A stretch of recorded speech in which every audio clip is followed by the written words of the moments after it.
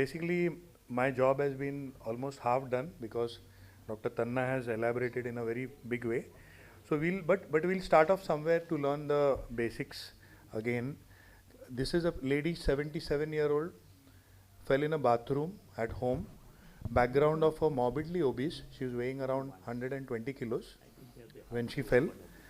Diabetic. Previous DVT, she was put on warfarin for a few years. She had 2 episodes of DVT and she's a known case of cervical cancer. This is the AP X-ray, which is showing you the spiral fracture which is involving the lower third of the femur. But please read the X-ray properly. The extension seems to be going lower down. So if you can see the lateral view, it is pretty much clear that it is extending into the distal femur. So, doctor, what would be your plan? How would you want to treat this with the background information I give you?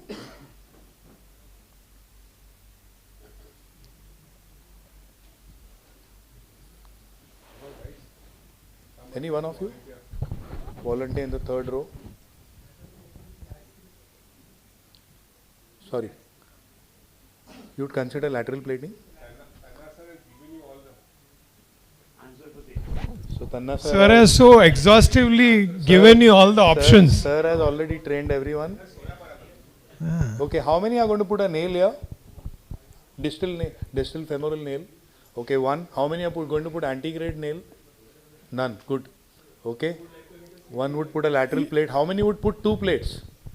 You have just heard 2 plate is a gold standard. So around 10, 11 hands gone up. Great. He says he wants to get a CT scan done. Okay, what is the reason, doctor, for a CT?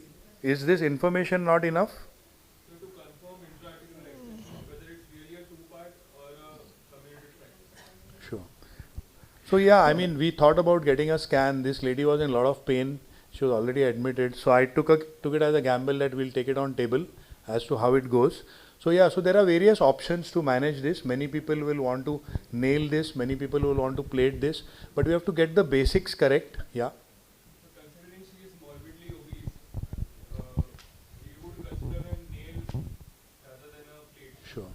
So will that be antegrade nail or a retrograde nail?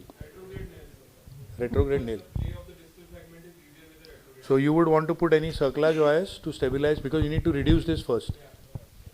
Arpit, morbidly obese, how will you lock proximal fragment in a distal femoral nail? Anyway, since you're going at obesity as the criteria, I take a lot of umbrage to it, but tell me. हाँ, so बोल रहा है sir morbidly obese है इसके लिए nail करेगा.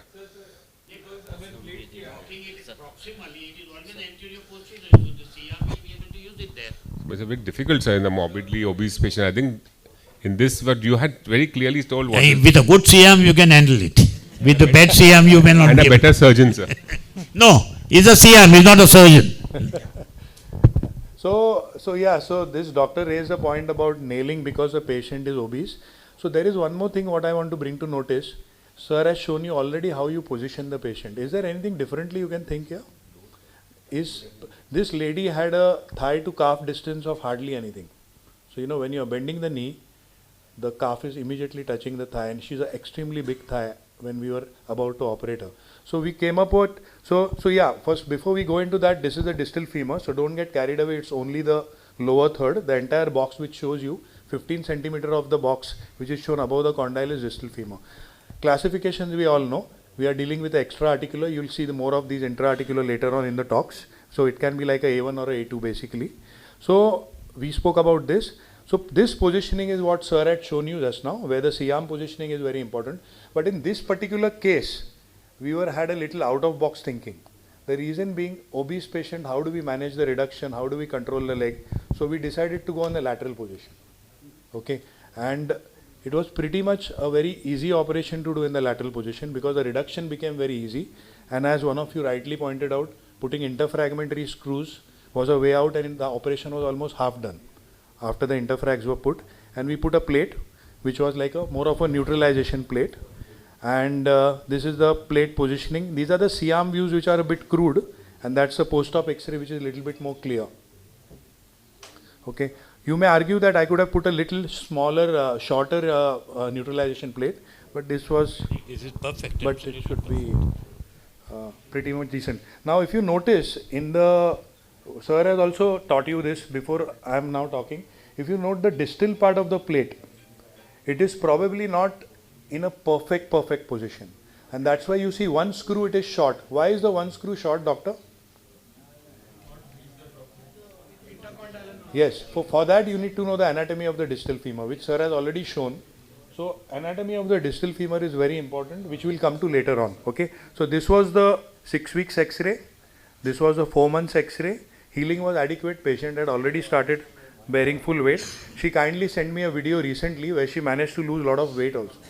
She Just lost one around small 50 point, as sir had pointed out, if you go to that X-ray previously, Yeah. the proximal most part of the plate may not always sit flush. Yes. And if you have put interfragmentary screws with reduction, and then you try to bring the plate to the bone by bringing the clamp or something like that, you will break your reduction. So you have to leave it the way it is. And many of the plates don't get completely contoured. So you'll have to be very careful in forcing the plate onto the bone. Otherwise you may lose the reduction. Can I ask one favorite question, Mike? Yes. How will you do a leg screw? Very, very important. Very important. And I'll tell you, in the crowd which I take, 98% of them don't do it correctly. How will you do a leg screw? Including the faculties. Including faculties, what he's talking about. 3 times it has happened. Some faculty says, sir, can I talk about it? I said, your peril. And every time they were wrong. Reduce the fracture. I'm talking execution of the... So trajectory will be perpendicular to the fracture line. Reduction with the help of clamps or any instrument. Anybody wants to add up anything?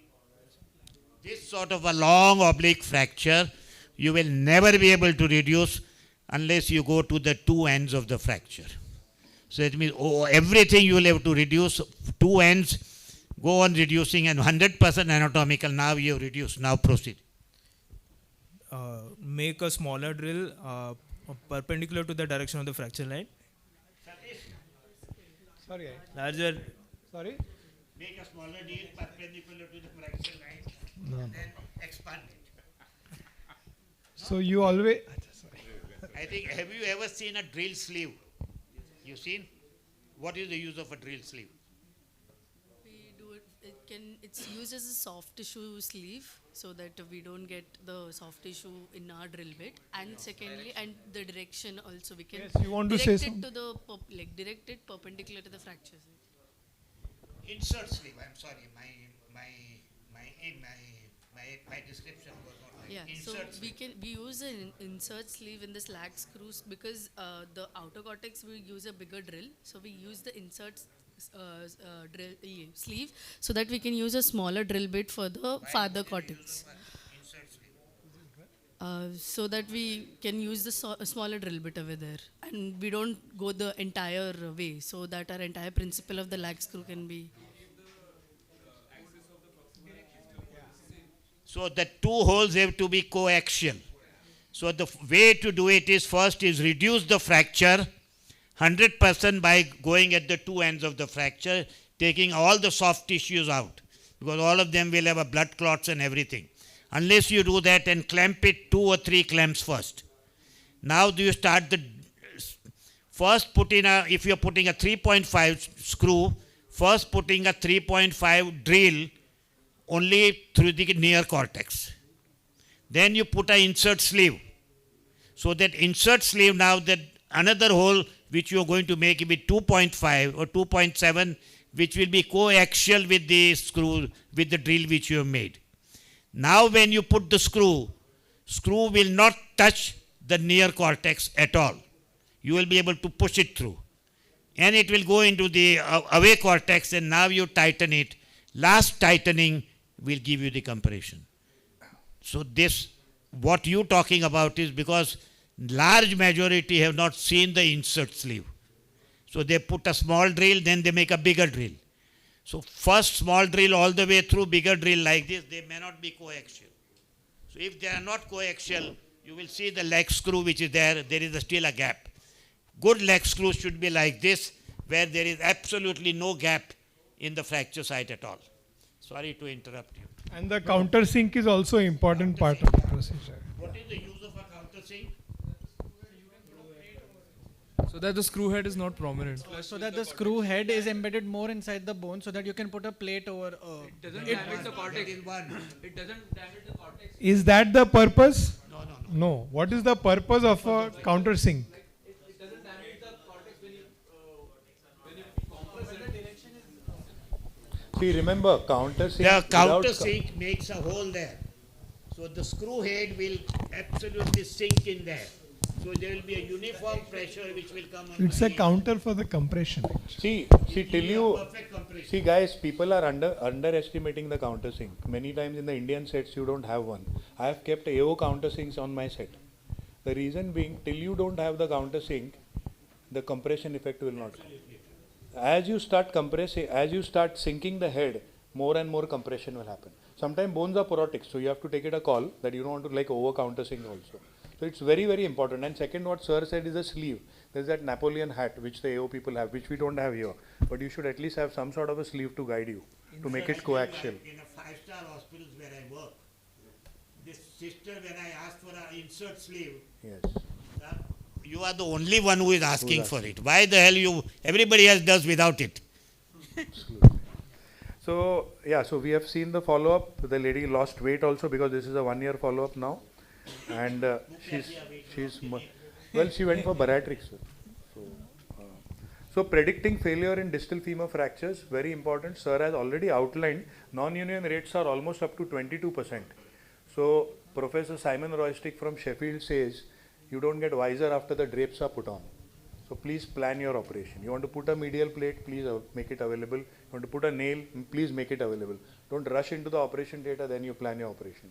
Okay, so conclusions are, the literature says medial cortical comminution, lack of medial support, you must consider a medial strut or a medial plate. Technical tips already have been given to you by sir, so I will not get into that. The slant of the lateral condyle and the medial condyle. Remember, in the AP view, the medial condyle appears lower than the lateral condyle. Okay, so this, yeah. I have removed the screws. Yes. Which goes through all the way, because radiologically, screw will not be seen in the bone unless the other cortex is pierced. Yes. And if the other cortex is pierced, then the posterior cortex, which is seen radiologically. Anterior cortex ends here, the posterior cortex ends here. So it will go way through. And I had to remove the screws because it was hurting. That the surgeon had done the screws, seeing the radiologically, so he had to penetrate. Here it is so beautifully, it is devised. Here is the one anterior cortex, and here when there is a curve. So that is where the screw should be inside the bone. It should not be outside the bone. So remember, it's a 3-dimensional thing, it's a trapezoid. So you may land up putting screws in the notch. So you cannot just go according to the AP or the lateral. You will have to be very careful when you are positioning the plate. Plate position, sir has brilliantly shown you how much careful you have to be. And that is why the anatomy of the distal femur comes into picture. So please read about the anatomy. And this already has been mentioned, the DFN entry. I'm not going to go into this. There's a good article from the AOS by Christopher Lee and Ajay Gurbani, Surgical Tips and Tricks for Distal Femoral Nailing. So you can go through this article. List plate positioning is very important. I'll just add one more thing to what sir said about the Blumenstadt's line.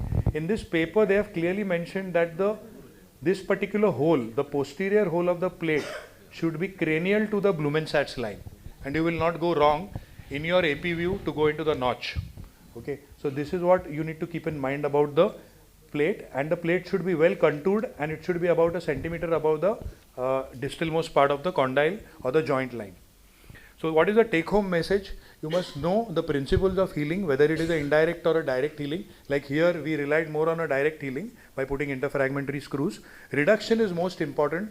Most common cause for non-union is malrotation and malalignment, and non-union rates can go up to 22%. Plate positioning should be done carefully. As boss had already mentioned, excessive medialization of the articular block relative to the shaft can give you a golf club deformity, which is very common cause for a non-union. And you must use some reduction tools like K-wires, X-fix if you want, unicortical plates, stabilizing K-wires, or for provisional stabilization before you finalize your fixation. Thank you. So one question.